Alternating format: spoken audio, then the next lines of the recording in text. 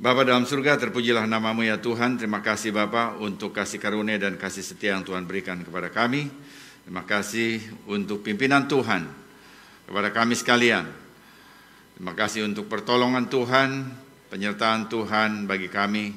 Dan saat ini kami juga bersyukur untuk hari Sabat yang Tuhan berikan kepada kami, supaya kami boleh berhenti dan memfokuskan hati kami kepada Tuhan dan kepada firman-Mu, kepada pengajaran-Mu, supaya kami boleh selalu diperbaharui, supaya kami boleh selalu disegarkan oleh firman Tuhan dalam kehidupan kami. Kami mohon Bapa, Engkau membukakan pikiran dan hati kami kepada segala kebenaran firman-Mu, sehingga apa yang kami pelajari dari pengajaran Tuhan, dari Torah Tuhan, boleh menjadi bagian dari roh kami dan menjadi tindakan yang memuliakan nama Tuhan. Kami berdoa kiranya Tuhan juga memberikan kepada kami telinga seorang murid dan lidah seorang murid, supaya setelah kami mendengar dan memahaminya, kami menceritakan, menyampaikan kebenaran itu kepada banyak orang lain, sehingga mereka juga boleh hidup dalam kebenaran firman Tuhan. Terima kasih Bapa, kiranya Ruach Kodes akan memimpin kami, mengurapi kami ketika kami belajar firman Tuhan. Di dalam nama Mesias Yeshua kami berdoa dan mengucapkan syukur. Baru ata Adonai Eloheinu melech haolam asher kidishanu bimitzvotav vetzifanu la'asok bedivrei Torah. Diberkatilah Engkau, junjungan Tuhan kami, Raja semesta alam, yang menguduskan kami dengan perintah-perintah-Mu dan memerintahkan kami mempelajari kata-kata Torah. Amin. Ya, baik Bapak Ibu, kita akan masuk di dalam pengajaran Torah pada Sabat ini, yaitu dari parasa Bo. Datanglah. Ya, dari Bo artinya datanglah. Keluaran pasal 10 ayat 1 sampai 13 ayat 16. Saya memberi bagian ini, saya juduli bagian pengajaran ini atau khotbah, melawan perintah, mengurangi sukacita. Kalau kita melawan perintah Tuhan, sukacita kita tanpa kita sadari dikurangi. Tetapi waktu kita menaati perintah Tuhan, maka dengan sendirinya ada sesuatu yang berkembang, sukacita kita bertambah. Dan itu adalah judul dari khotbah pada Sabat ini. Kita akan membaca Keluaran pasal 10 ayat 1 dan 2 tadi sudah dibaca oleh saudara Jerry dalam bahasa Ibrani, dalam bahasa Indonesia. Sekarang kita baca dalam bahasa Indonesia sekali lagi untuk memfokuskan kita pada bagian firman yang ingin kita pelajari, kita bahas. Berfirmanlah Tuhan kepada Mose, pergilah menghadap Firaun, sebab aku telah membuat hatinya dan hati para pegawainya berkeras, supaya aku mengadakan tanda-tanda mujizat yang kubuat ini di antara mereka, dan supaya engkau dapat menceritakan kepada anak cucumu bagaimana aku mempermainkan orang Mesir dan tanda-tanda mujizat mana yang kulakukan di antara mereka, supaya kamu mengetahui bahwa akulah Tuhan.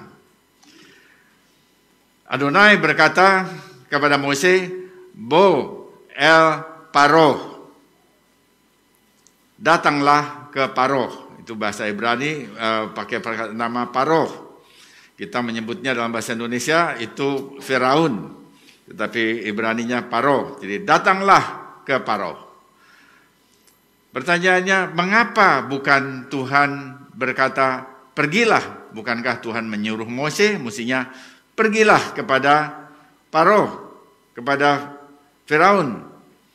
Lalu ada komentari, ada Rabbi Simon Bar Yochai, dia memberikan komen terhadap mengapa Tuhan memakai perkataan Bo, ya, datanglah dan bukan pergilah. Dia katakan begini, ini tepat untuk mengungkapkan misteri yang berhubungan dengan yang di atas dan yang di bawah. Mengapa ada tertulis datanglah ke Firaun. Bukankah seharusnya pergilah ke Firaun?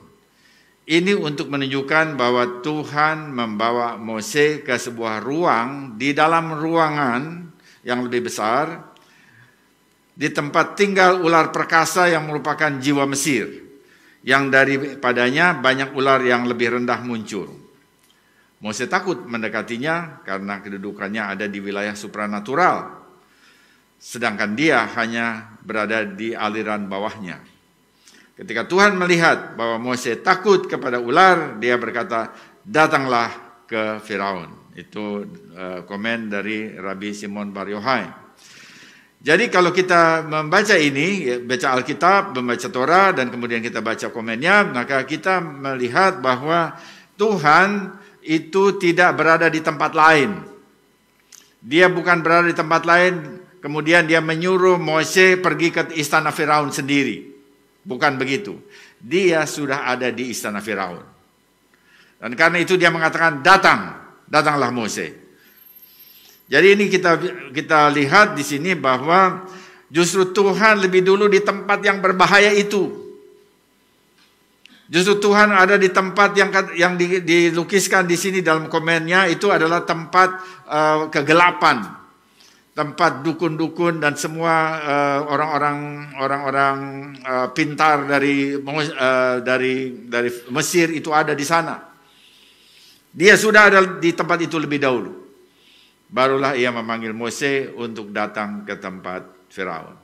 Dan waktu dia mengatakan begitu, maka dia menginformasikan, dia menjelaskan kepada Mose bahwa kamu tidak perlu takut karena aku sudah di sini. Nah, saudara, ini sesuatu hal yang dari satu kata ini kita bisa melihat ada sesuatu hal yang perlu juga menjadi perhatian bagi kita, bahwa kalau Tuhan memang menyuruh kita, maka Dia tidak membiarkan kita untuk jalan sendiri. Dia beserta kita, bahkan Dia lebih dulu ada di tempat itu. Sebelum saudara sampai, sebelum saudara lakukan apapun, sebelum kita lakukan apapun, Dia sudah ada di situ. Dan ini membuat kita tidak perlu takut. Ada amin, saudara. Terhadap segala sesuatu yang memang Tuhan perintahkan kepada kita untuk kita lakukan. Jadi di sini juga kita bisa melihat bahwa kalau kita tidak melakukan yang diperintahkan Tuhan, maka ini membuat kita bisa jadi takut. Tapi kalau kita melakukan apa yang diperintahkan Tuhan, maka Tuhan sudah ada di tempat itu lebih dulu. Tuhan mendahului kita, dan ini membuat kita tidak perlu takut. Nah, saudara, Tuhan memerintahkan Mose untuk meminta agar Firaun mengizinkan Israel meninggalkan Mesir. Itu di pasal 7 ayat 2. Tetapi hati Firaun berkeras untuk tidak mengizinkan permintaan itu. Dan selalu Firaun mengeraskan hatinya. Nah, karena Firaun melawan permintaan raja di atas segala raja, maka setiap kali ia melawannya, maka ini satu penolakan kepada raja di atas segala raja, dan karena itu raja di atas segala raja itu perlu menindak perlawanan itu. Jadi sekalipun Firaun adalah penguasa tertinggi di Mesir, tetapi dia sedang berhadapan dengan raja di atas segala raja. Dan karena itu dia harus menerima akibatnya. Nah, karena kekerasan hati Firaun, maka Tuhan mengirimkan 10 tulah. Firaun berulang-ulang mengeraskan hatinya, dan karena itu Tuhan membantu dia, quote unquote membantu dia untuk tetap dalam kekerasan hatinya. Tuhan memberi kebebasan atau kehendak bebas, kebebasan memilih, kehendak bebas kepada Firaun. Bahkan dalam parasa yang lalu dan parasa yang sekarang, dia membantu Firaun untuk tetap dalam pilihan bebasnya. Jadi kalau kita membaca tadi ayat yang tadi kita baca, di situ dikatakan bahwa Tuhan mengeraskan di sana. Dalam 10 ayat 1, pergilah menghadap Firaun sebab aku telah membuat hatinya dan hati pegawainya berkeras. Jadi Tuhan yang membuat hatinya Firaun itu menjadi keras. Tetapi saudara, untuk hal seperti ini, lalu kemudian, kalau gitu orang berpendapat bahwa Firaun sudah diambil kehendak bebasnya. Oh tidak, karena itu hanya satu ayat, ada begitu banyak ayat. Jadi kalau kita membaca kitab Torah, kitab suci, Alkitab, maka tidak hanya satu ayat, ada banyak ayat. Karena itu jangan lalu kemudian terpaku pada satu ayat lalu seakan-akan selalu demikian. Ada ayat yang lain yang membantu kita untuk melihat segi-seginya atau aspek-aspeknya secara lebih lengkap. Nah, karena itu kita perlu lihat semuanya. Nah, Tuhan itu memberikan tulah itu, dalam 10 tulah itu kita bisa melihat bahwa sesungguhnya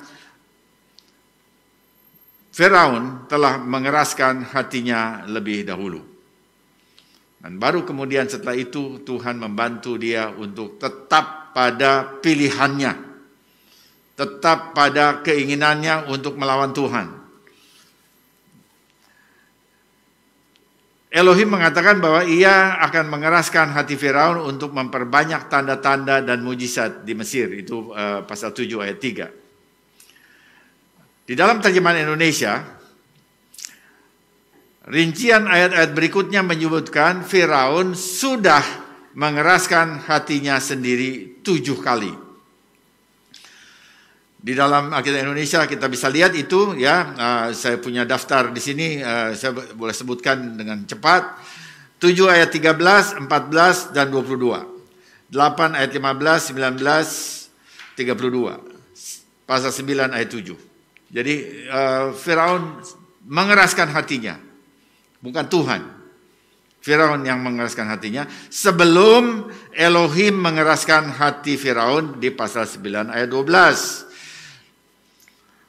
Firaun tercatat mengeraskan hatinya 8 kali. Sementara Elohim mengeraskan hati Firaun 4 kali. Tercatat di dalam 9 ayat 12, 10 ayat 20 dan 27, lalu 11 ayat 10. Ya, jadi kita bisa lihat ada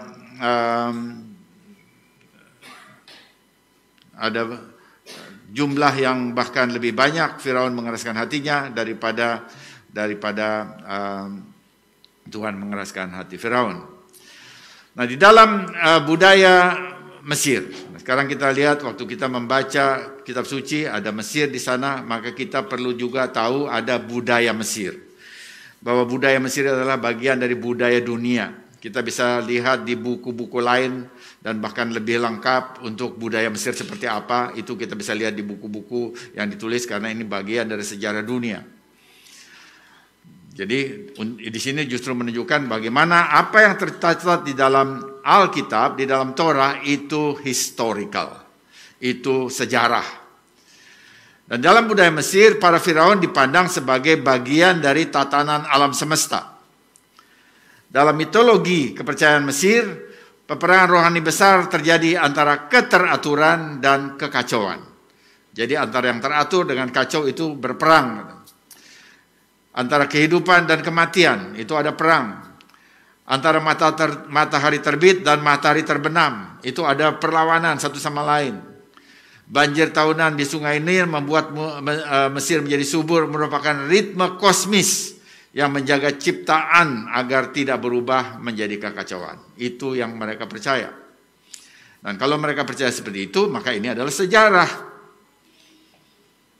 Karena itu yang dipahami oleh orang Mesir pada zaman itu. Jadi untuk memelihara semua yang tadi, itu ada banyak dewa yang terlibat. Mereka memelihara dan melindungi siklus dari tatanan kosmis yang tadi, saling berlawanan tadi. Dan ini sekarang disebut mitologi. Tetapi inilah kepercayaan yang menjadi budaya orang Mesir kuno. Jadi setiap orang yang ingin melihat, mempelajari budaya Mesir kuno, dia harus masuk ke dalam mitologi Mesir. Karena ini adalah bagian dari sejarahnya. Nah, waktu kita membaca Alkitab, kita juga mesti memahami hal itu. Nah, kemudian kita lihat para dewa menjaga ketertiban di alam kosmis, tetapi Firaun itu membantu menjaga ketertiban di alam duniawi, di alam jasmaniah. Nah, ke-10 tulah yang Tuhan berikan, Elohim Israel memberikan tulah kepada mereka melalui Mose, itu dimaksudkan untuk mendiskreditkan dewa-dewa palsu Mesir dan anggapan yang keliru dari rakyat Mesir terhadap Firaun sebagai makhluk setengah dewa atau demigod yang mengatur segala ciptaan. Bukan dia, bukan dewa-dewanya, tapi Tuhan Adonai, Abraham, Ishak, dan Yakub yang menciptakan langit dan bumi. Nah, tulah-tulah itu mengacaukan tata kehidupan dari rakyat Mesir. Dan itu menyingkapkan, kalau mereka mengatakan bahwa ada kekacauan dan ada keteraturan, ternyata melalui tulah itu kacau. Jadi itu menunjukkan bahwa dewa-dewa yang mengatur keteraturan, katanya dewa-dewa dari Mesir, ternyata tidak berdaya di hadapan Tuhan Adonai Elohim, pencipta langit dan bumi yang sebenarnya. 10 tulah itu juga disebut di dalam Alkitab sebagai tanda-tanda, oath.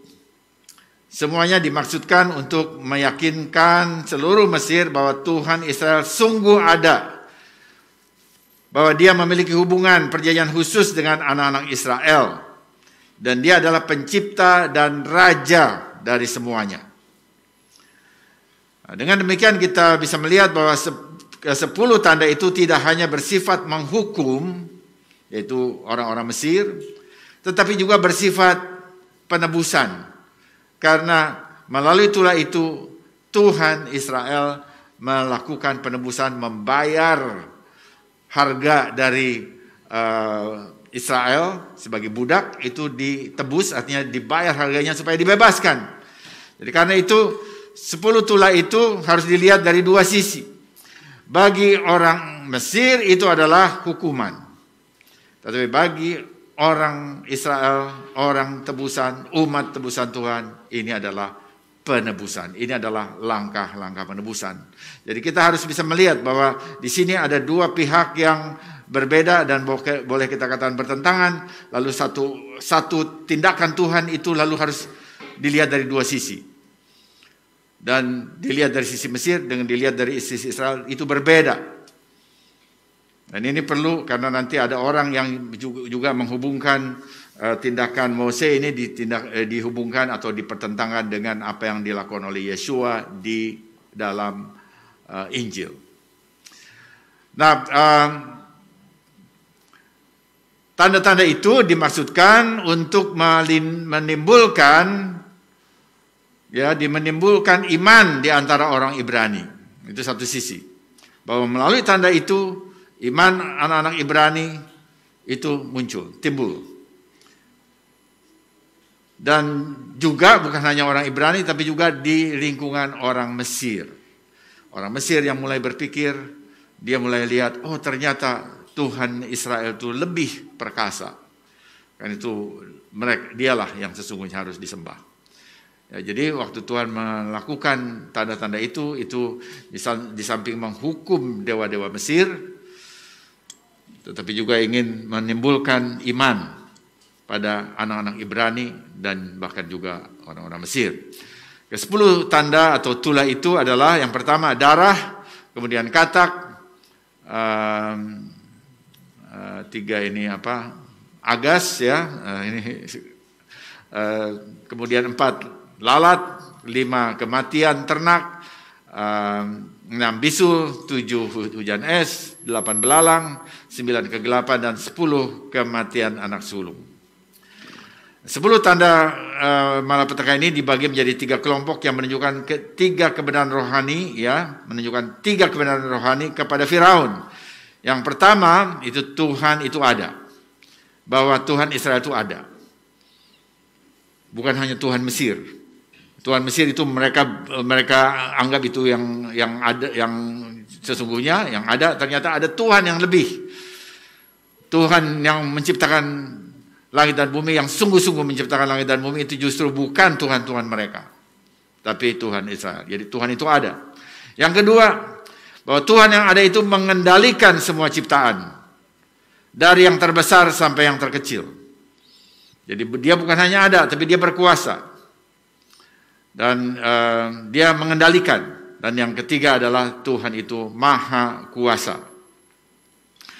Dan tulah itu semua menyatakan, 10 tulah itu menyatakan 3 hal itu kepada Firaun.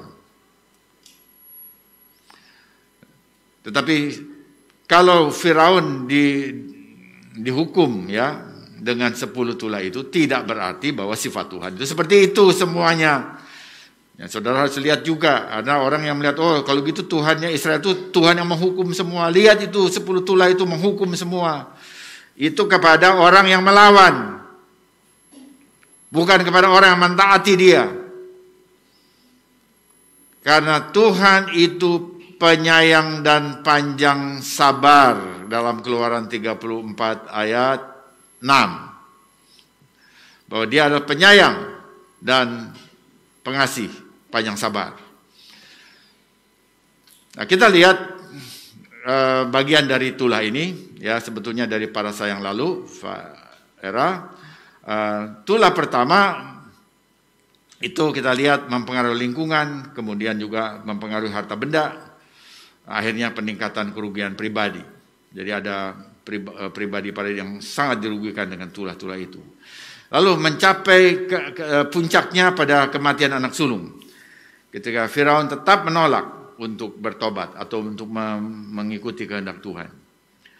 Tuhan memberikan 10 kesempatan sebetulnya kepada Mesir untuk mengubah hati mereka, tetapi mereka menolak. Kita lihat bahwa tulah itu adalah kesempatan untuk mereka berubah, tetapi mereka menolak, dan karena itu tulahnya bertambah terus. Nah, kita lihat dalam kesempatan ini saya hanya memilih 2 karena tidak bisa dengan waktu yang ada itu untuk membahas semuanya dalam arti yang cukup dalam, begitu ya. Saya memilih saat ini kita lihat tulah yang pertama dan yang ke-10. Jadi hukuman yang pertama yang Tuhan berikan kepada kekerasan hati Firaun itu adalah tulah air menjadi darah. Kita baca Keluaran 7 ayat 19, Tuhan berfirman kepada Mose, katakanlah kepada Aaron, ambillah tongkatmu, ulurkanlah tanganmu ke atas segala air orang Mesir, ke atas sungai, selokan, kolam, dan ke atas segala kumpulan air yang ada pada mereka, supaya semuanya menjadi darah, dan akan ada darah di seluruh tanah Mesir, bahkan dalam wadah kayu dan wadah batu. Ayat 20. Kemudian Mose dan Aaron berbuat seperti yang difirmankan Adonai. Diangkatnya tongkat itu dan dipukulkannya kepada air yang di sungai Nil, di depan mata Firaun dan pegawai-pegawainya. Maka seluruh air yang di sungai Nil berubah menjadi darah. 7 ayat 21. Matilah ikan di sungai Nil, sehingga sungai Nil itu berbau busuk, dan orang Mesir tidak dapat meminum air dari sungai Nil, dan di seluruh tanah Mesir ada darah.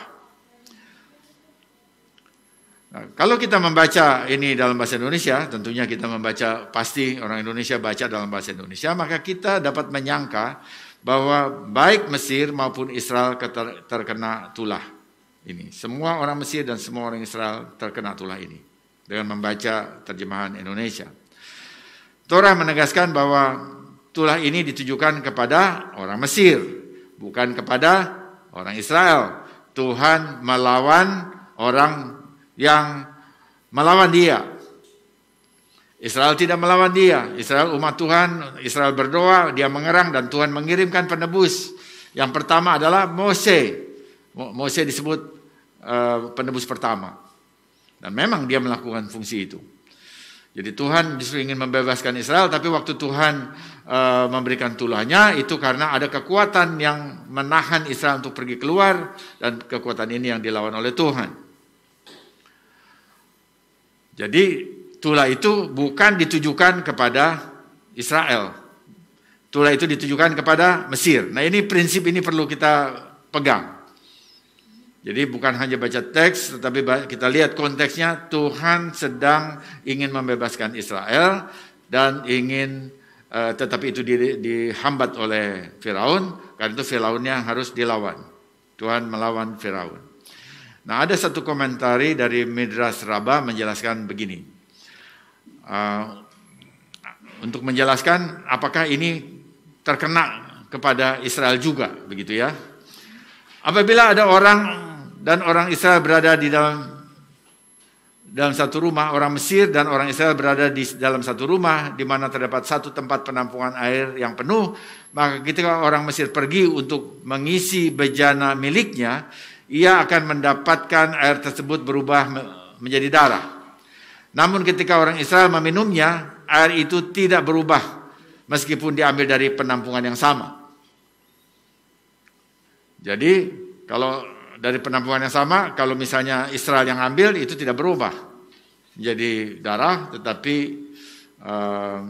kalau orang Mesir yang mengambilnya, dia akan lihat, oh itu berubah jadi darah.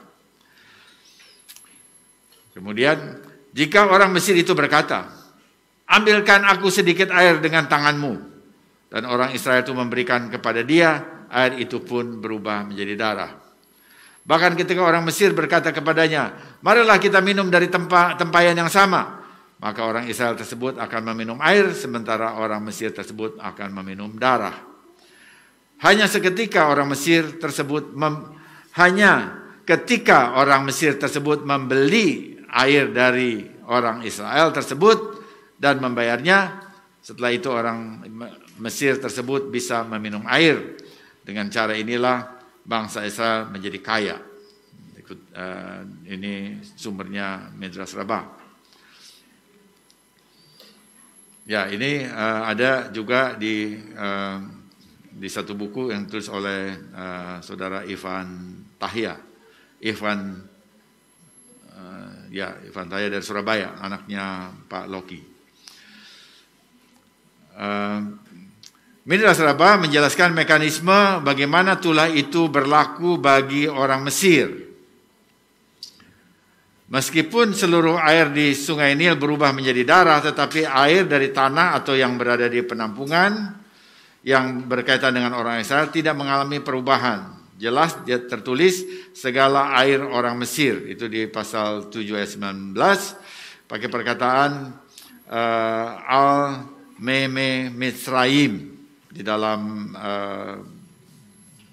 Torah Ibrani. Jadi kita lihat saudara bahwa sekalipun di sana dikatakan di seluruh Mesir, itu ternyata berlakunya bagi orang Mesir, bukan bagi orang Israel, karena tujuannya memang untuk orang Mesir. Ya, kita lihat jadi Tuhan tetap memelihara umatnya. Dia tetap memelihara umatnya.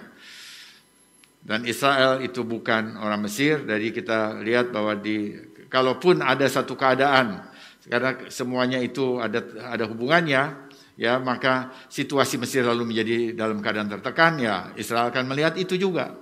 Tetapi tetap ada perlindungan yang khusus dari Tuhan kepada umatnya. Walaupun suasana negeri itu menjadi chaos, ya, menjadi kacau, tetapi tetap Tuhan memelihara umatnya.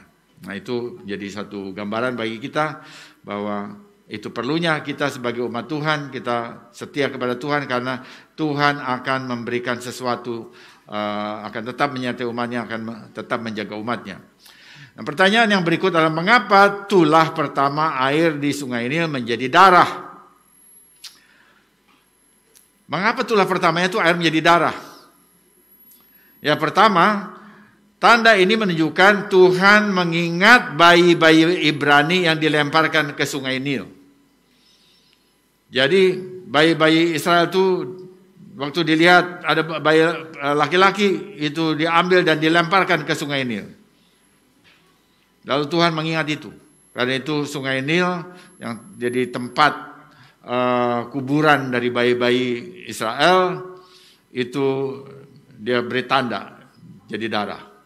Menunjukkan bahwa dia mengalahkan dewa Sungai Nil yang atau Sungai Nil yang didewakan oleh orang-orang Mesir. Keadilan Tuhan harus dinyatakan. Dan Torah menjelaskan tulah air menjadi darah itu berlaku di seluruh daerah atau negeri Mesir. Yang kedua, Sungai Nil membuat Mesir menjadi negara yang subur dan makmur. Karena Sungai Nil adalah sumber kehidupan mereka, orang Mesir memujanya sebagai dewa. Mereka mempersonifikasi Sungai Nil sebagai dewa dan mempersembahkan korban kepadanya. Jadi anak-anak Israel itu akan dijadikan korban, dipersembahkan kepada Sungai Nil yang dianggap dewa atau dewa Sungai Nil. Orang Mesir juga percaya kepada Firaun sebagai tadi setengah dewa atau demigod, bertanggung jawab untuk mengendalikan dan menjaga keharmonisan alam. Itu mereka percaya begitu. Nah, karena itu Tuhan memilih untuk menunjukkan kepada semua orang Mesir bahwa Tuhan mereka tidak berdaya. Yesaya 24 ayat 21 mengatakan, Tuhan akan menghukum di tempat tinggi tentara yang ditinggikan dan di bumi raja-raja di bumi. Jadi dia akan menghukum kepercayaan atau ilah-ilah palsu yang disembah oleh bangsa-bangsa. Dan kemudian kita juga lihat darah Sekarang darah dalam bahasa Ibrani itu dam. Dan ini mempunyai nilai numerik 44. Dam itu dalet dan mem itu dalet 4, mem 40 jadi 44. Nah, untuk saat ini kita perlu ingat bahwa orang Mesir menyembah banyak dewa dan mendewakan Sungai Nil. Lalu ada frasa Ibrani, di dalam orang Ibrani menyembah satu Tuhan, itu dalam bahasa Ibrani satu Tuhan itu El Ehad. El itu Tuhan, dari kalau bentuk jamaknya Elohim. El itu Tuhan atau juga Eloah itu juga Tuhan, tapi itu El itu tunggal, Elohim menjadi jamak. Ehad itu satu dalam kesatuan, satu yang unik, itu Ehad. Jadi keduanya dijumlahkan itu perkataan itu menjadi 44. Nah, mujizat pertama dan semua mujizat berikutnya dilakukan oleh Mose mengungkapkan dewa-dewa Mesir itu dewa-dewa yang lemah, tidak berharga dan tidak layak untuk disembah. Tidak banyak dewa, tetapi hanya El Ehad, satu Tuhan. Artinya Israel tidak punya dewa-dewa yang banyak, dia hanya mempunyai El Ehad, Tuhan, satu Tuhan, Tuhan Israel. Dan Tuhan Israel itu mengubah air Sungai Nil menjadi darah, dan darah itu juga nilai numeriknya berapa tadi? 44. Untuk menunjukkan bahwa Tuhan itu satu. Karena satu Tuhan, El Ehad itu 44. Jadi waktu Sungai Nil itu airnya jadi darah, itu angkanya 44. Tapi pada saat yang sama, siapa yang melakukan itu adalah satu Tuhan. El Ehad yang disembah oleh Israel. Jadi kita bisa melihat mujizat pertama mengajarkan pelajaran ini kepada baik orang Mesir dan baik juga kepada Israel. Ya tentu ini angka gematria ini untuk menyingkapkan aspek itu, bahwa melalui mujizat pertama Tuhan mengajar bahwa dewa-dewa mereka atau dewa sungai Nil itu tidak berkuasa apa-apa karena Tuhan Israel lebih berkuasa, dan dia adalah Tuhan yang Ehad dan bukan Tuhan yang begitu banyak seperti di lingkungan orang Mesir. Nah kemudian saudara, gematria, angka tadi 44 itu juga adalah nilai numerik dari frasa Adonai Hai, Yud He Vav He Hai. Itu juga nilai numeriknya 44. Adonai hidup. Kita bacanya Adonai hidup. Dan karena itu maka waktu mujizat, maksud saya tulah tulah itu adalah aspek terhadap Mesir, tapi itu mujizat bagi Israel. Jadi tulah itu sama dengan mujizat. Bagi Mesir tulah, bagi Israel mujizat. Jadi dengan mujizat yang pertama bagi Israel, maka di situ jelas sekali dengan angka gematria Adonai Hai, itu dia mengatakan, Tuhan menyatakan bahwa dia adalah Elohim Israel yang hidup. Nah, semua berhala Mesir itu adalah mati dan tidak berdaya. Seperti yang ditulis oleh pemazmur ya. Kita membaca ini Mazmur 115 ayat 5 sampai 9.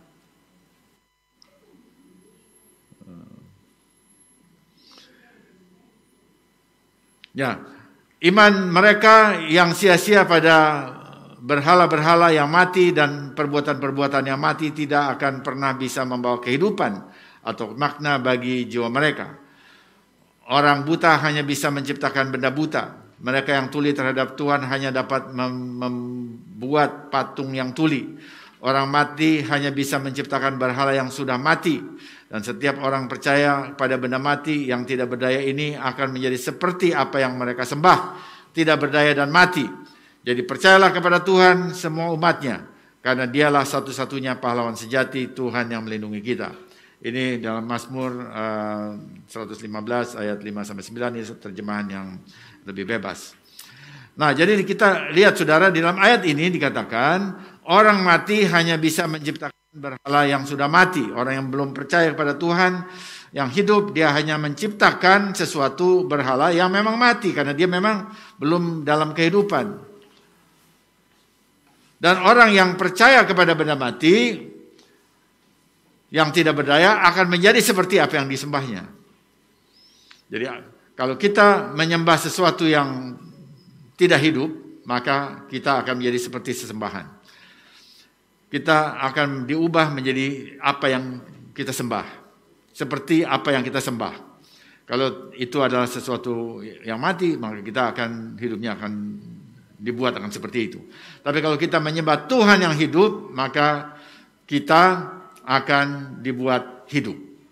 Karena kita diubah menjadi seperti yang kita sembah. Dan kemudian kita lihat di sini darah itu mempunyai tadi aspek positif maupun negatif. Positifnya darah itu adalah simbol kehidupan. Tetapi bagi Mesir yang melawan Tuhan, maka mereka mengalami aspek negatif dari darah, yaitu penghakiman dan kematian. Karena kita lihat waktu sungai Nil menjadi darah, air sungai menjadi darah, ikan-ikan yang hidup menjadi mati. Jadi kalau begitu Mesir hanya mendapatkan aspek negatif dari darah, yaitu kematian. Tetapi bagi umat Tuhan, darah itu kehidupan. Jadi saudara lihat ini ya, jadi kita harus memandang ini dari dua sisi. Jadi dalam setiap kali ada pihak yang berlawanan, kita harus bisa melihat dari dua sisi. Itu satu cara berpikir, cara pandang. Nah, sekarang saya ingin membandingkannya dengan Perjanjian Baru, dengan Injil. Ketika Torah itu menceritakan semua tulah, maka apa yang dilakukan oleh Mose dengan 10 tulah itu adalah semua perintah Tuhan yang hidup. Saudara perlu perhatikan itu. Mose melakukannya itu karena perintah Tuhan yang hidup kepada dia. Jadi bukan Mose pribadi melakukan sesuatu. Nah, sekarang kita lihat Mose adalah penebus pertama, sementara penebus yang terakhir itu adalah Yeshua HaMashiach. Nah, itu selalu cara berpikir bahwa penebus pertama, penebus terakhir itu selalu mesti ada, menjadi template ya dalam pemikiran pengertian orang-orang Mesianik. Itu nggak ada di Kristen pada umumnya, tetapi itu perlu supaya kita bisa melihat, kita bisa selaras dengan apa yang dipikirkan oleh orang-orang Yahudi, baik yang Mesianik maupun yang belum Mesianik atau Ortodoks. Nah, jadi kita bisa lihat bahwa kalau Mose melakukan satu mujizat, maka penebus yang terakhir, yaitu Yeshua HaMashiach, dia juga melakukan mujizat. Dan mujizat yang pertama yang dilakukan oleh Yeshua HaMashiach itu adalah air tawar diubah menjadi air anggur di pernikahan di Kana. Yohanes 2 ayat 1-11. Jadi Mose pertama dia melakukan air menjadi darah, dan Yeshua mengubah air menjadi anggur.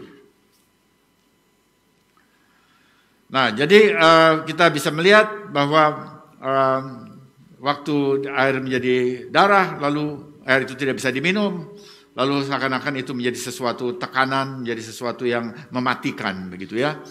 Tetapi waktu Yeshua melakukan mujizat air menjadi anggur, itu memberikan sukacita, karena memang anggur itu lambang sukacita. Nah, kita melihat bahwa waktu Yesus melakukan itu, dia melakukan sebetulnya nubuat, dia menggenapi nubuat yang ditujukan kepada dia. Misalnya dalam Kejadian 49 ayat 10-12.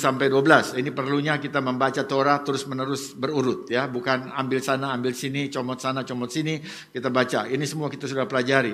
Ini adalah bagian dari nubuat Yakov kepada Yehuda. Kejadian 49 ayat 10-12, tongkat kerajaan akan dari Yehuda. Tidak akan lewat atau tongkat penguasa dari antara kakinya. Sampai dia yang memiliki akan datang, itu Silo. Baginya akan menjadi ketaatan orang-orang. Mengikat anak-anak kudanya pada pokok anggur, keledai-keledainya pada pokok anggur pilihan. Ia mencuci pakaiannya dengan anggur dan dengan darah anggur jubahnya. Warnanya lebih gelap dari anggur, matanya lebih putih dan giginya lebih putih dari susu. Ya, jadi di sini kita lihat bahwa Masiah yang akan datang itu di dalam Kejadian 49 ayat 10-11 dan 12 itu berhubungan dengan anggur, dan anggur itu adalah lambang sukacita. Dan sama seperti nabi, sebagai nabi seperti Mose, Yesus juga mempunyai satu aspek bahwa dia adalah nabi seperti Mose, bahkan yang lebih besar dari Mose. Jadi dia menyatakan kemesiasannya dengan mengubah air menjadi anggur dan bukan darah. Mengapa? Karena ada satu ungkapan yang dia berikan dalam Yohanes 10 ayat 10 bahwa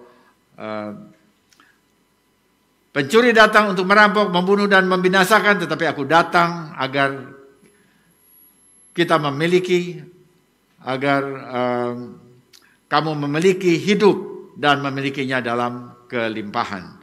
Jadi Mesias datang untuk memberikan kehidupan dan kehidupan dalam kelimpahan. Dan karena itu dia memberikan mujizat air menjadi anggur. Dan kalau kita perhatikan di sini bahwa dia membuat mujizat air menjadi anggur untuk umat yang percaya. Dia tidak menjadikan air anggur itu untuk orang yang melawan Tuhan. tapi kepada umat yang percaya pada orang Israel. Nah, lalu ini biasanya suka dipertentangkan dengan Torah. Oh, kalau Yesua itu membuat air menjadi anggur, ada sukacita, tapi Mose, coba lihat Torah itu adalah mujizat yang justru membuat orang tertekan, membuat ikan-ikan mati. Lalu itu seringkali menjadi anekdot bahwa kita mau Yesua tapi bukan Mose. Nah, kalau saudara sampai berpikir seperti itu, maka itu saudara tidak paham kitab suci secara utuh. Saya mesti sampaikan ini, bahwa kalau begitu cara berpikirnya, maka itu tidak memahami Torah, kitab suci kita secara utuh. Itu mempertentangkan kitab suci yang satu dengan kitab suci yang lain. Jadi tidak cocok itu, bahwa iman kita, bahwa kitab suci kita adalah satu dalam kesatuan. Nah, ini serius ya, bahwa itu terjadi dalam pemikiran di dalam lingkungan kekristenan pada umumnya. Ada satu orang saya mendengar dari YouTube mengajarkan hyper grace. Jadi menekankan anugerah, dan kemudian karena dia menekan anugerah dan kemudian dia tidak bisa lihat bahwa anugerah itu sudah diberikan oleh Tuhan sejak di kitab Torah. Dia nggak bisa lihat itu. Bahwa anugerah itu hanya dalam Injil. Torah tidak ada anugerah. Lalu itu dipertentangkan dan kemudian itu dijadikan anekdot yang merendahkan Torah, merendahkan Mose. Saya ingin beritahu tadi, ya sudah sampaikan bahwa Mose melakukan itu diperintah oleh Tuhan yang hidup. Dan dia tujukan Tuhan yang hidup itu, Adonai Elohim menunjukkan itu kepada umat atau orang bangsa yang melawan dia, penguasa yang melawan dia. Dan bukan bagi umat yang percaya kepadanya. Jadi tidak benar kalau dikatakan bahwa Mose cuma membuat mujizat yang hanya menekan, hanya membuat menjadi sesuatu yang merugikan, sementara Yesua memberikan keuntungan. Ya, Yesua memberikan keuntungan jelas, tapi Mose juga untuk menunjukkan bahwa Tuhan yang disembah Israel adalah Tuhan yang hidup. Ya, ini sesuatu yang selalu perlu disampaikan. Nah, mengapa Yesua melakukan itu? Karena dia melihat umatnya, melihat umat atau keluarga yang menikah itu dalam kesulitan. Dan kemudian ada satu bentuk permohonan. Dan itu permohonan itu atau kekalutan itu atau satu keadaan yang tidak berdaya itu ditangkap oleh Miriam, ibu Yesua. Itu dalam bahasa Ibrani namanya Miriam. Disampaikan kepada Yesua dan Yesua berbelas kasihan kepada satu kebutuhan. Dan dia melakukan tindakan mujizat. Dia melakukan pertolongan dan melakukan mujizat. Jadi tangan Yesua itu diulurkan untuk orang yang memohon kepadanya. Di antara dua sikap ini, yang satu melawan Tuhan, yang satu memohon kepada Tuhan, pertanyaannya di mana saudara? Saudara melawan Tuhan atau saudara memohon kepada Tuhan? Dan kalau itu terjadi, ya maka bentuk mujizat atau tulah itu terjadi karena sikap kita. Kita mau mohon kepada Tuhan atau kita mau menolak Tuhan.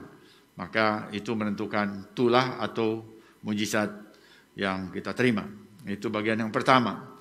Saya ada 3 bagian. Nah, sekarang kita lihat itulah yang ke-10, kematian anak sulung.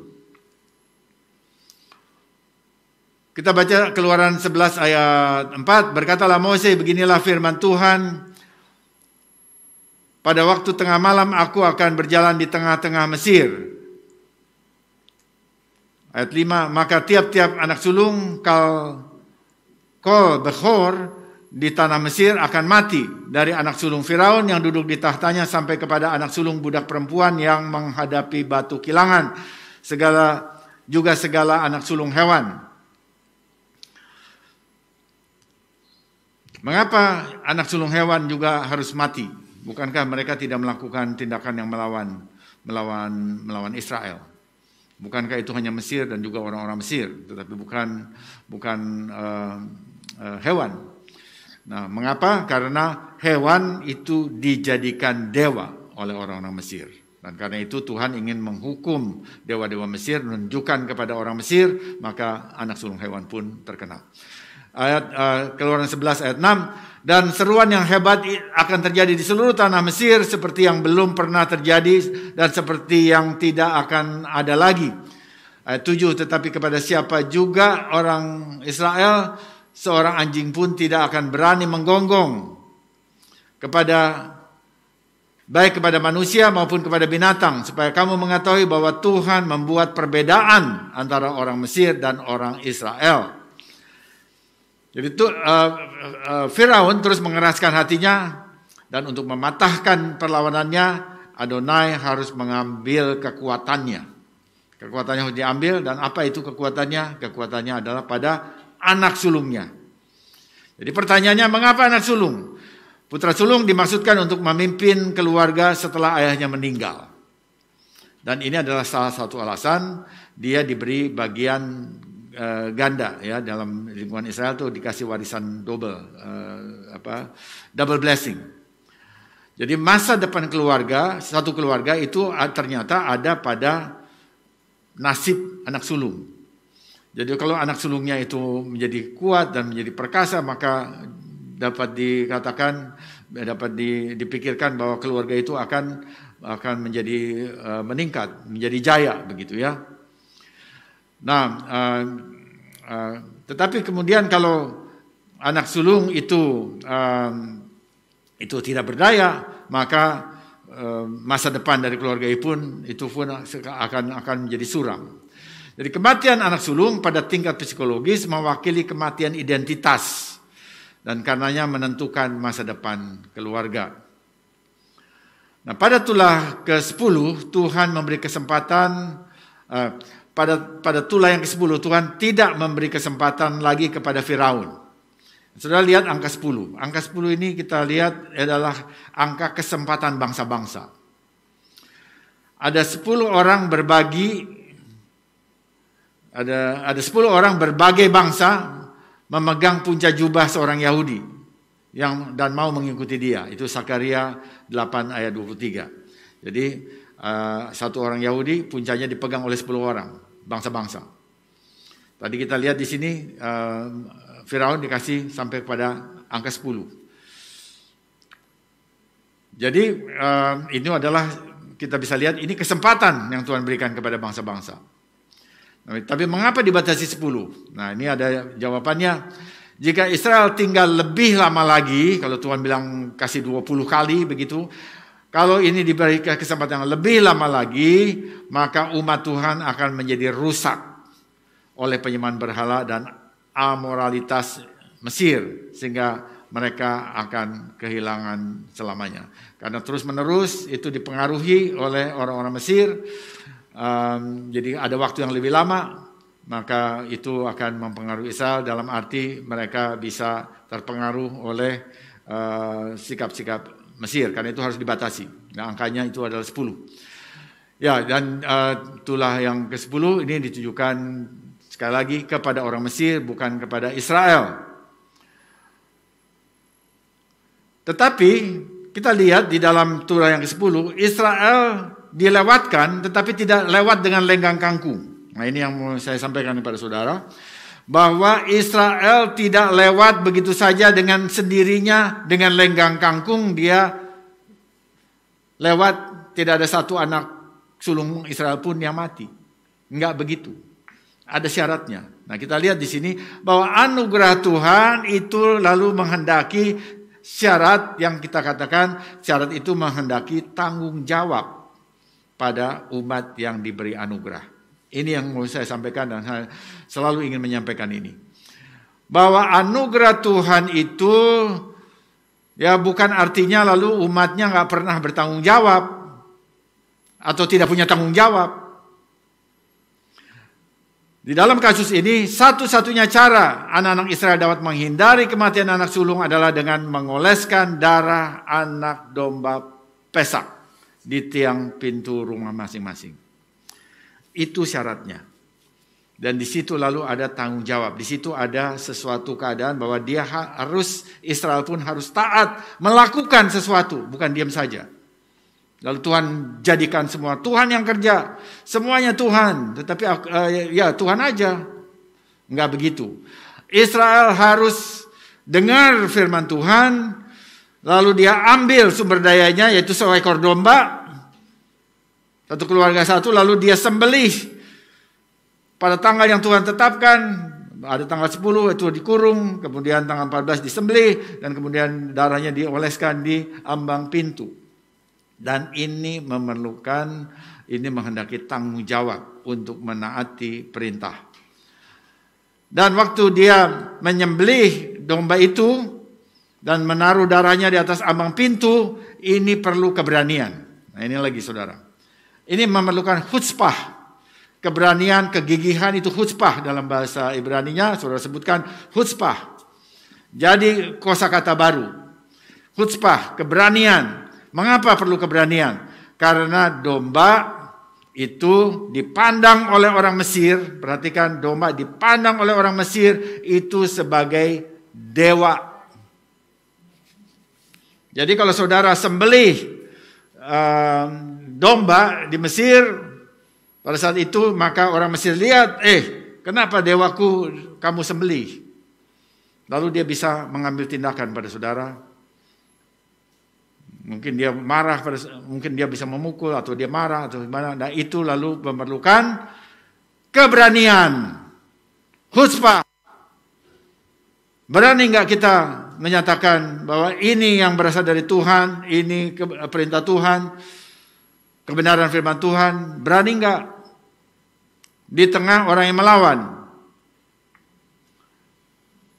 Jadi kita lihat bahwa itu menghendaki tanggung jawab, menghendaki khutspah di lingkungan orang Israel, dan tidak mudah begitu saja. Seakan-akan mudah sekali, seakan-akan ya udah cuma begitu ya, Tuhan udah kasih. Itu kan pikirannya. Jadi kita sekarang sedang mendalami ya, bahwa Israel itu harus didalami atau Torah itu harus didalami dengan memerhatikan budaya pada saat itu. Tidak bisa hanya membaca buku hitam atas putih. Enggak bisa. Itu bisa tetapi kecil sekali artinya.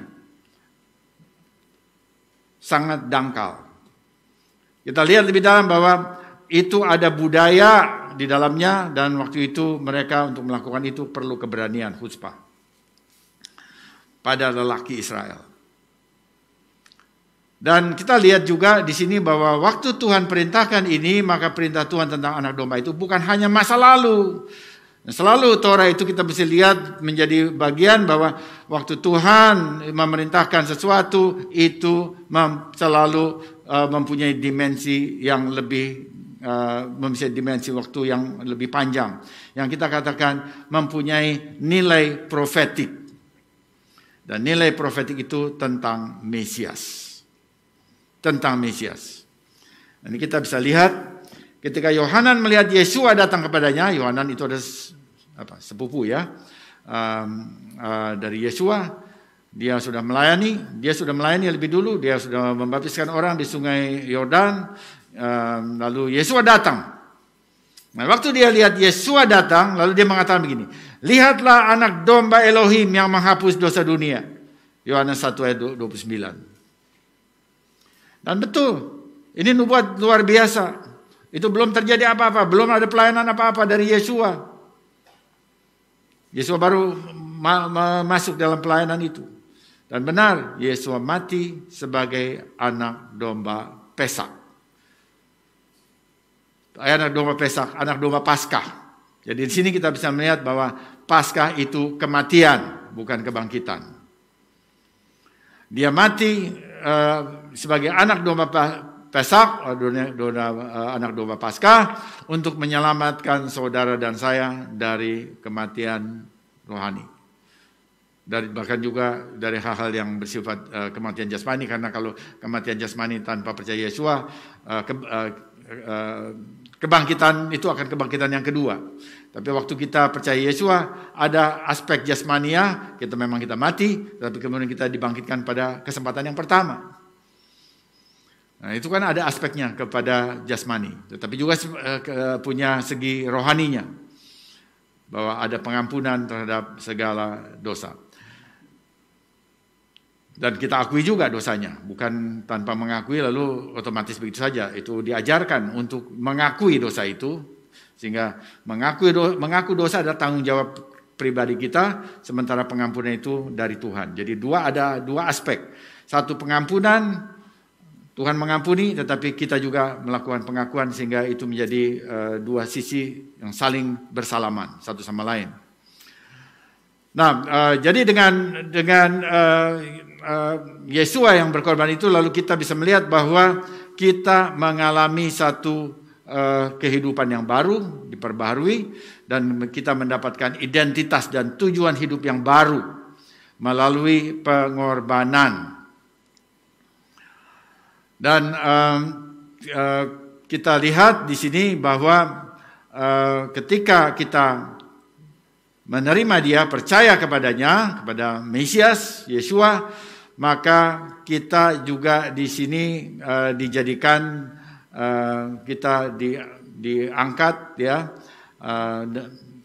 dan dijadikan bagian dari Yesua, dan Yesua adalah anak sulung, maka kita pun mendapatkan bagian dari anak sulung itu, anak sulung. Sehingga waktu Yesua itu dia bangkit dan dia menerima segala haknya sebagai anak sulung, maka kita pun yang percaya kepadanya mendapat bagian yang sama. Dan kalau kita lihat di sini bahwa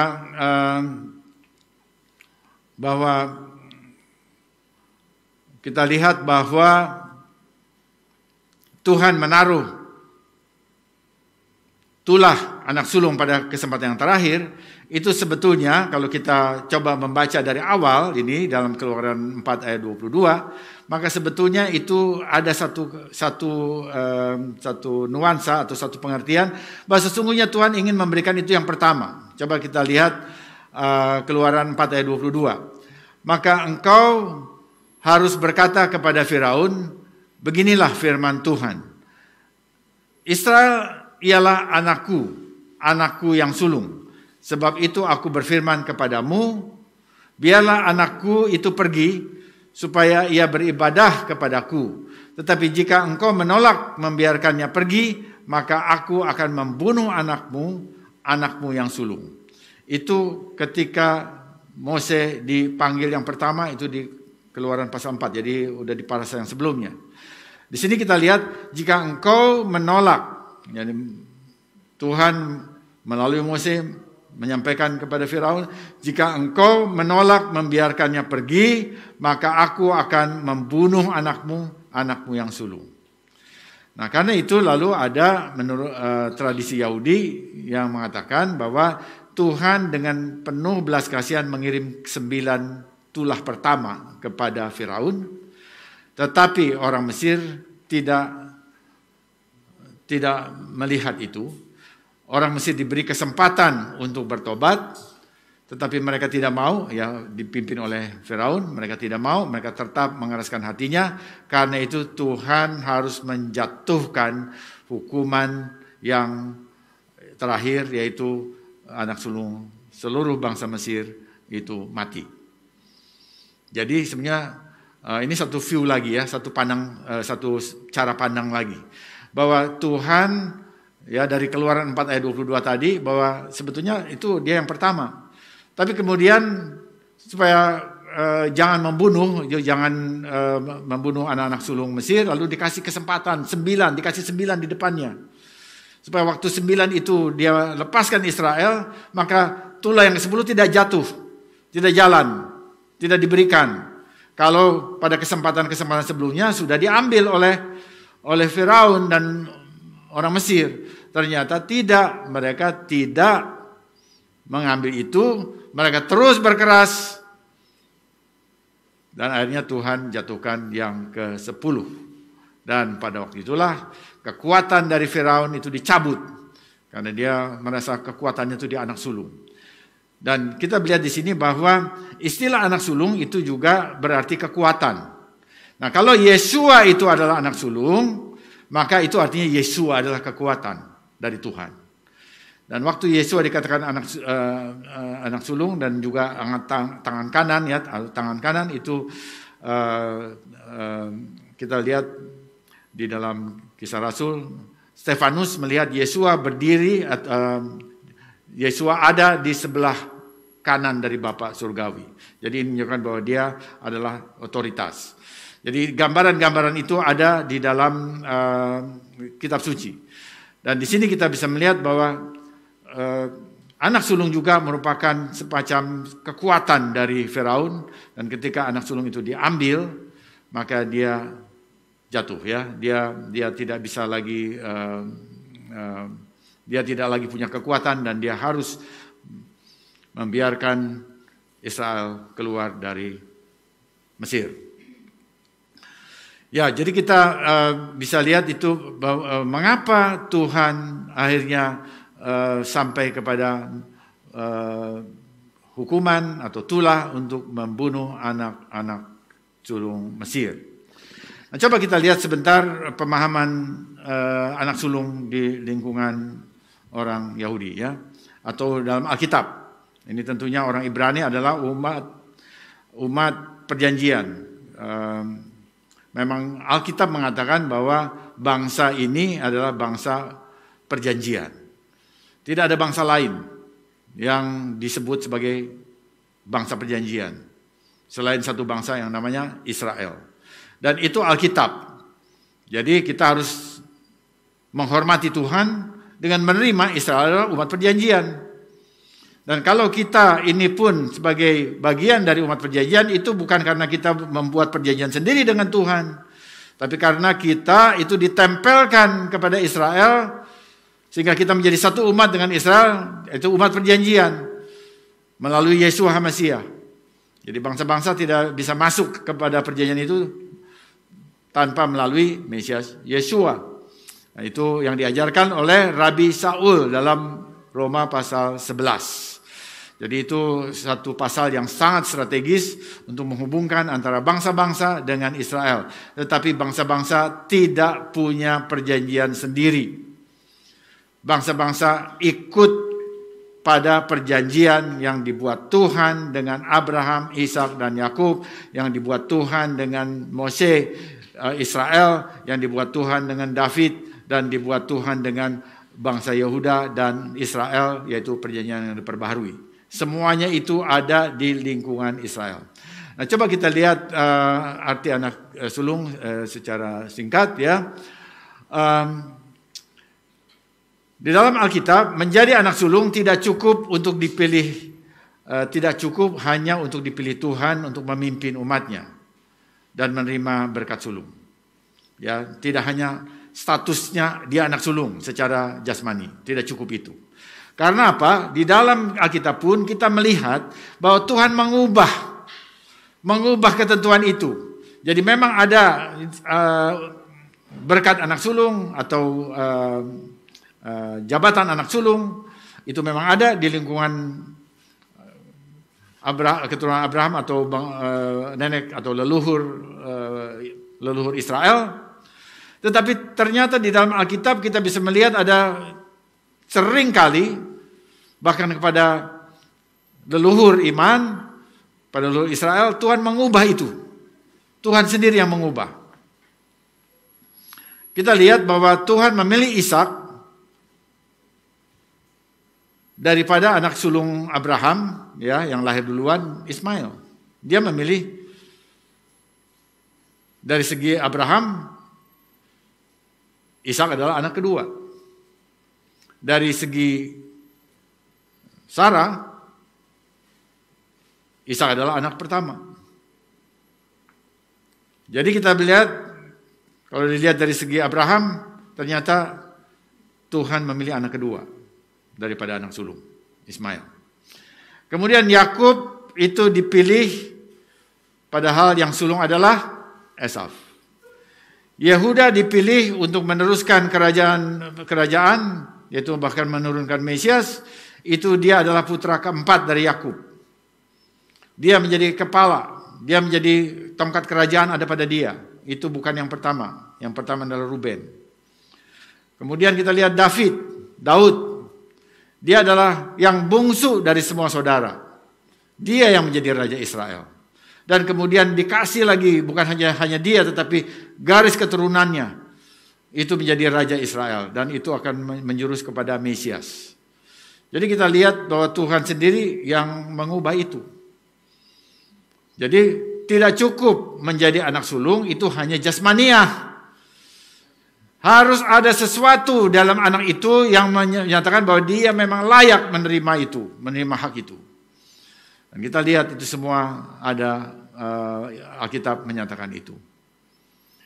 Dan Mesias menurut tradisi Yahudi juga, ya menurut Alkitab juga adalah anak sulung. Ini bukan hanya menurut tradisi, menurut Alkitab dan juga Rabi Shaul menulis itu dari perspektif Torah. Dia menulis bahwa Mesias adalah anak sulung.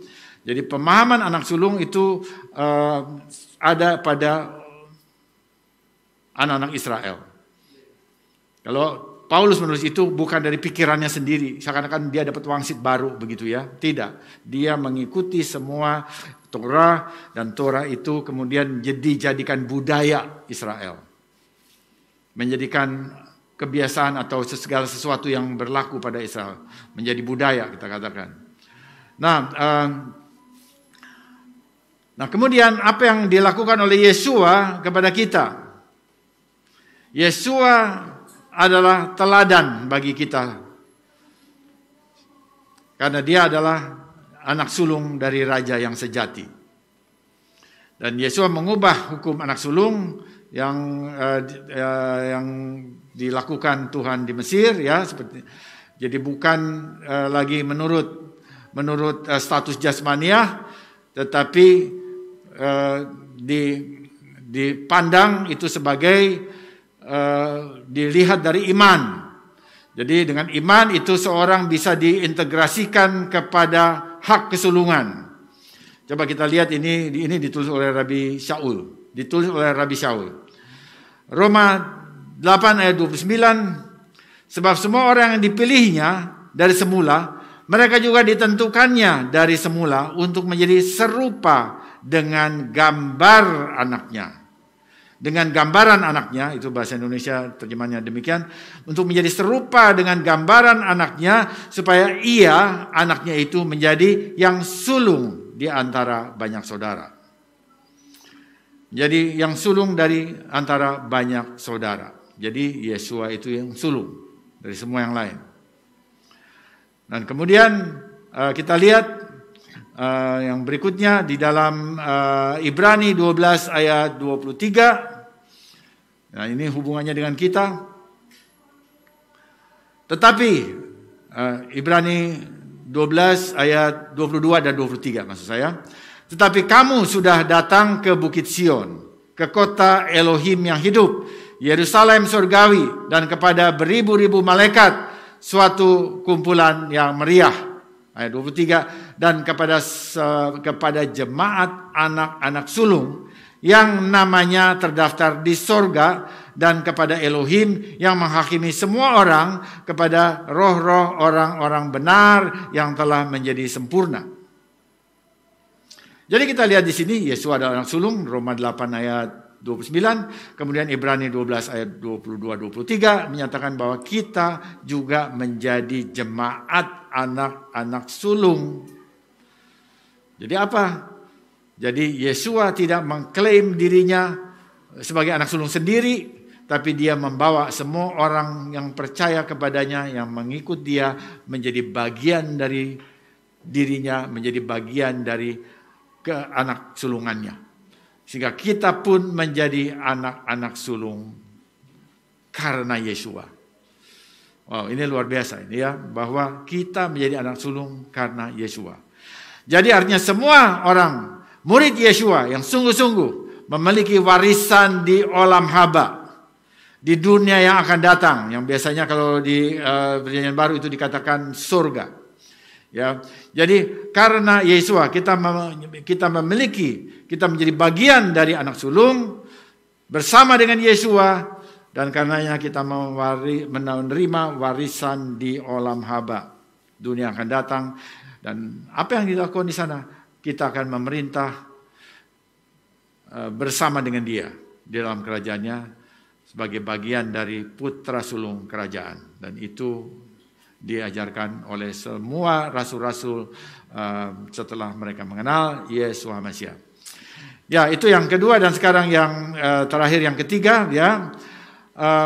Bagian ini saya kasih subjudul pilihan bebas. Tulah atau sukacita. Saudara dan saya mempunyai pilihan bebas. Saudara, sekalipun saudara katakan, aku sudah percaya Yesus, tetap saudara punya pilihan bebas. Saudara mau mengikuti perintah Tuhan atau tidak mengikuti perintah Tuhan. Saat ini, jangan katakan, oh kita nggak punya, kita udah dalam Yesus, kita udah pasti mengikut Yesus perintah terus. Belum tentu.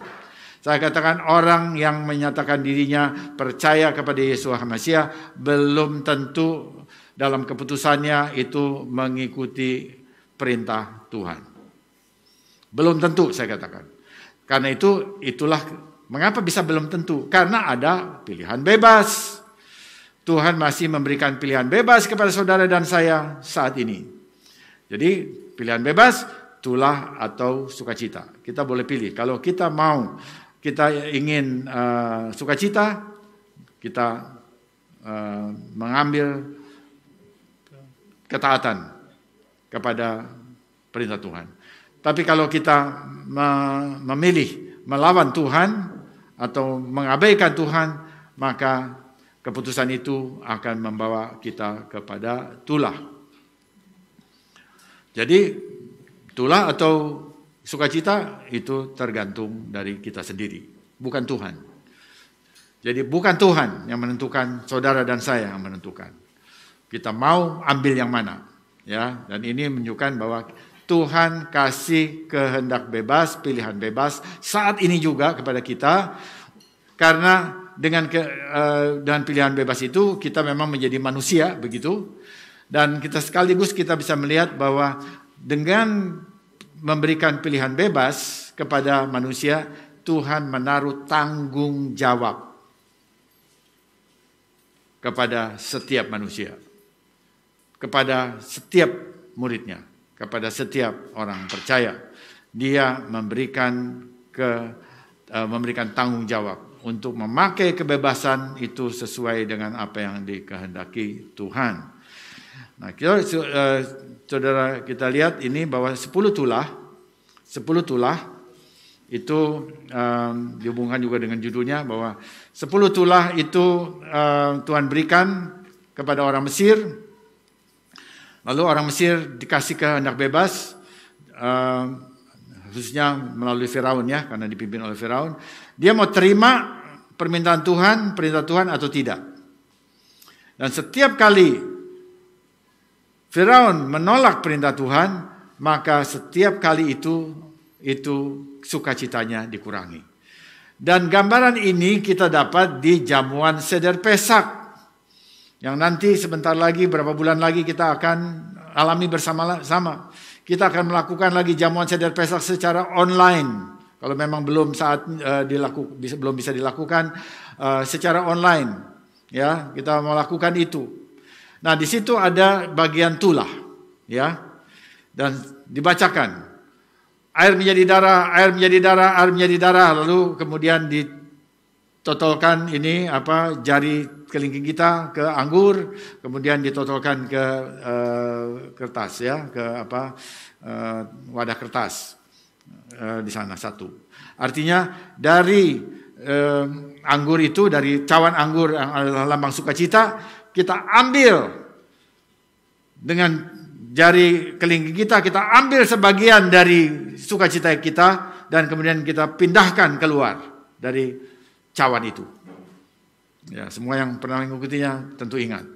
Tapi saya mau jelaskan lagi, Supaya nanti saudara yang belum ikut, yang saudara belum lihat, belum tahu, saudara ikuti nanti. Sesuatu yang luar biasa. Dan itu ada di lingkungan orang Yahudi. Karena mereka lah yang menerima perjanjian itu. Dan kita tidak bisa sangkali mereka adalah umat perjanjian yang tidak pernah ditolak oleh Tuhan. Tidak pernah digantikan oleh gereja bangsa-bangsa. Nah, jadi diambil dan ditaruh di sana. Kemudian lalat pikat, diambil, taruh lagi ke sana. Dan akhirnya setelah 10 kali itulah itu dijalani, maka kita lihat bahwa cawan anggur kita, cawan anggur sukacita kita itu telah berkurang 10 titik. Artinya berkurang. Nah, jadi dengan demikian saudara, waktu kita belajar ini, belajar Torah, belajar 10 tulah yang Tuhan berikan, kita belajar kalau orang yang tidak mau melakukan perintah Tuhan, maka dia akan kekurangan sukacita. Dia akan mengurangi sukacitanya sendiri. Bukan Tuhan yang mengurangi itu, dia sendiri. Nah, kita lihat ya, selalu biasanya orang mengatakan, oh Tuhan yang begini, Tuhan yang begini. Saudara sebetulnya. Kalau saudara kekurangan sukacita, ada sesuatu yang tidak berjalan pada keadaan yang benar, yang sebenarnya, maka itu bukan karena Tuhan kalau saudara sudah diberi oleh firman, tapi saudara lakukan pelanggaran, atau saudara melawan. Saudara tidak mau melakukan itu. Dan semua perintah Tuhan ini ada di seluruh bagian kehidupan kita. Bukan hanya urusan hal rohani, iman supaya mati masuk surga, bukan hanya itu. Firman Tuhan bahkan begitu banyak mengatur cara hidup kita di dunia ini, di bumi ini. Dan saya ingin beritahu ya, misalnya ya ini sebagai contoh praktis supaya kita bisa lihat ya bahwa perintah Tuhan itu bukan, Alkitab ini bukan primer diturunkan supaya orang mati masuk surga. Tiba-tiba begitu. Kalau cuma-cuma begitu, itu nggak perlu setebal ini. Nggak usah Israel diceritakan dari mana, dari datangnya dari mana. Kalau cuma untuk itu. Ada banyak hal yang harus diberitakan dari firman Tuhan. Dan itu adalah umumnya yang lebih besar adalah kerajaan Tuhan. Bukan keselamatan. Nah, dulu kita berpikir, saya dari pemuda ini selalu keselamatan. Memang keselamatan itu penting. Saya tidak mengatakan tidak penting. Itu penting. Tetapi waktu kita baca kitab suci, maka dia bicara lebih luas dari keselamatan pribadi. Dia bicara tentang kerajaan. Dan disitulah, ya waktu Yesua dia datang, maka dia memberitakan Injil kerajaan. Dia sebut itu. The Gospel of the Kingdom. Ya, jadi Injil kerajaan. Tapi kemudian kita dengan tafsir kita sempitkan itu hanya untuk keselamatan pribadi, mati masuk surga, urusannya itu terus. Dan itu lalu menjadi, kita katakan itu menjadi komoditas. Menjadi komoditi. Mati masuk surga. Tapi bukan kerajaan. Ini saatnya bahwa kita harus luas melihat firman Tuhan melewat seluruh Alkitab. Itu dengan perspektif yang ada pada nabi-nabi dan para rasul, dan perspektif Yesus HaMasiah sendiri yang bicara tentang kerajaan Elohim. Kerajaan Elohim di dunia, ada kerajaan 1000 tahun, kemudian nanti juga kerajaan Tuhan yang kekal, itu juga ada lagi, dan semuanya itu. Nah, jadi kita mesti lihat bahwa waktu dia bicara tentang kerajaan, bahwa kerajaan Tuhan itu juga secara rohani saat ini sudah ada di sini, secara jasmani dan secara politis nanti pada kerajaan 1000 tahun, tapi dia mengatur kehidupan kita umatnya di bumi ini. Dan ini sesuatu yang perlu kita cermati. Apa yang Tuhan ajarkan kita untuk hidup di dunia ini. Ada banyak hal-hal jasmania. Saya dalam hal rohani, cara berpikir, cara pandang, cara hidup kudus, itu satu hal. Tetapi kemudian juga secara jasmani itu termasuk ya menjaga kesehatan. Itu cara hal jasmani. Dan dalam hal menjaga kesehatan itu dikaitkan dengan cara makan, cara hidup sehari-hari. Jadi kita mesti perhatikan ini. Cara makan kita mesti perhatikan. Itu semuanya itu bagian dari perintah Tuhan. Perintah Tuhan itu semuanya ada di dalam Alkitab. Karena itu jadi tebal, jadi banyak. Tetapi kita mesti melakukannya sesuai dengan kehendak Tuhan. Nah, karena itu saudara, waktu kita mempelajari bagaimana orang yang melawan Tuhan itu mendapatkan hukuman, mendapatkan ganjaran, kita katakan ganjaran lah ya, bukan kalau hukuman jadi sepertinya menjadi pesakitan begitu, tapi mendapat akibat dari apa yang dia lakukan. Maka pada kesempatan ini marilah kita sama-sama membuka hati kita supaya kita mau menaati perintah Tuhan tanpa tebang pilih. Semua kita lakukan, dan Ibrani pasal 4 ayat 7, surat Ibrani pasal 4 ayat 7 mengatakan, pada hari ini jika kamu mendengar suaranya, jangan keraskan hatimu. Jadi kita jangan mengeraskan hati kita. Ya, kalau Tuhan bicara tentang cara makan, kosher, ikuti itu. Kalau Tuhan katakan Sabat, ya, Sabat itu memelihara hari Sabat, lakukan itu. Kalau saudara katakan, oh kami ada mungkin para saudara-saudara yang melihat siaran ini tapi ibadahnya di hari Minggu atau bergabung dengan komunitas beribadah hari Minggu, saudara tetap bisa melakukan Sabat secara pribadi dalam keluarga. Walaupun jemaatmu atau gerejamu itu beribadahnya hari Minggu, nggak ada masalah. Tetapi Sabatnya tetap itu adalah Jumat petang.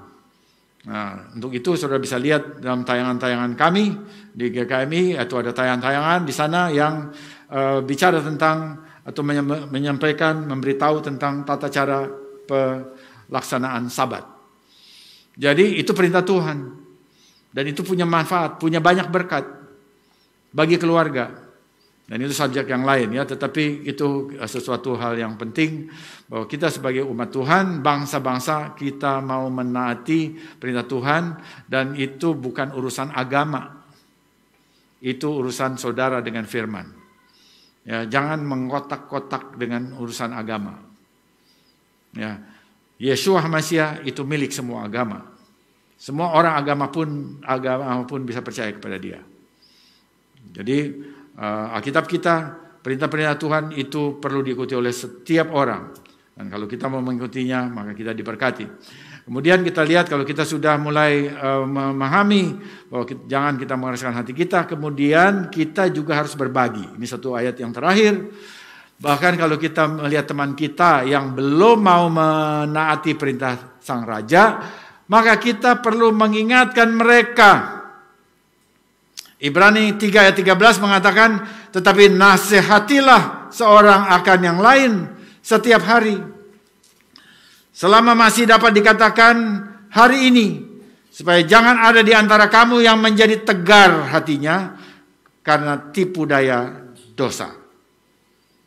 Nah, ini jadi tanggung jawab lagi bagi kita, bahwa setelah kita melepaskan atau membuang kekerasan hati kita, itu juga satu tanggung jawab yang kita harus lakukan untuk pribadi kita.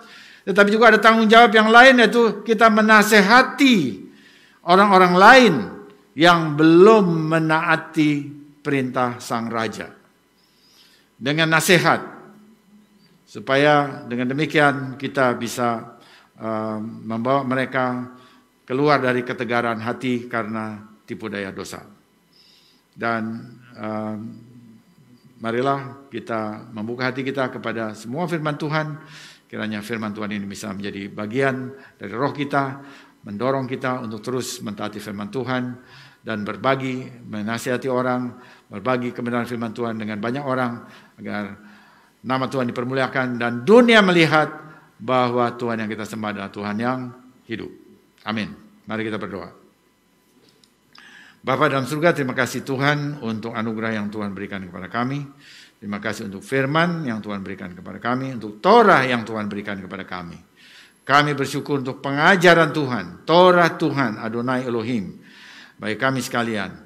Kami sebagai umat Tuhan kami bangsa-bangsa, kami juga menjadi bagian dari umat Tuhan melalui Mesias Yesua, ditempelkan kepada perjanjian Abraham, Ishak dan Yakub, ditempelkan kepada perjanjian Sinai, ditempelkan kepada perjanjian David dan kepada perjanjian yang diperbaharui. Sehingga kami juga menjadi bagian dari umat perjanjian. Dan sebagai umat perjanjian Tuhan, kami mohon Bapa berikan hati yang terbuka kepada seluruh isi perjanjian yang adalah perintah-perintah Tuhan. Supaya melalui perintah Tuhan, kami diberkati, kami dibangun. Karena sesungguhnya perintah Tuhan adalah kesukaan roh kami, kesukaan kami ya Tuhan. Perintah Tuhan adalah persekutuan dengan Tuhan. Ketika kami melakukan perintah-Mu, maka kami melakukan persekutuan. Kami bersekutu dengan Tuhan melalui ketaatan kami kepada perintah-perintah Tuhan. Haleluya, terima kasih Bapak. Kiranya Ruh Kodes akan memimpin menjelaskan lebih lanjut segala sesuatu dalam firman Tuhan kepada kami masing-masing. Di dalam nama Mesias Yesua kami berdoa dan mengucapkan syukur. Amin.